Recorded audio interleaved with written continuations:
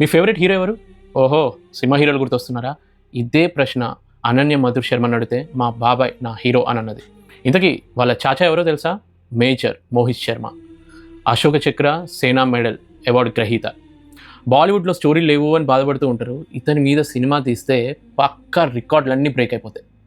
Pokiri level కన్నా పెద్ద twist ఏంటంటే తను పారా కమాండోగా పనిచేస్తున్నప్పుడు 2004లో పాకిస్తాన్కి వెళ్ళి 2 వారాలు ఒక టెర్రరిస్ట్ లాగా తన పేరు మార్చుకొని ఇఫ్తికర్ భట్ అన్న పేరుతోటి పాకిస్తాన్ వాళ్ళని నమ్మించి ఏమని నమ్మించాడో తెలుసా? మా అన్నని ఇండియన్ సెక్యూరిటీ ఫోర్సెస్ చంపారు, సో వాళ్ళ మీద పగ తీర్చుకోవడానికి మీ దాంట్లో జాయిన్ అవుతున్నా అని చెప్పి అక్కడ స్పైగా ఉండి ఎన్నో విషయాలు తెలుసుకున్నాడు.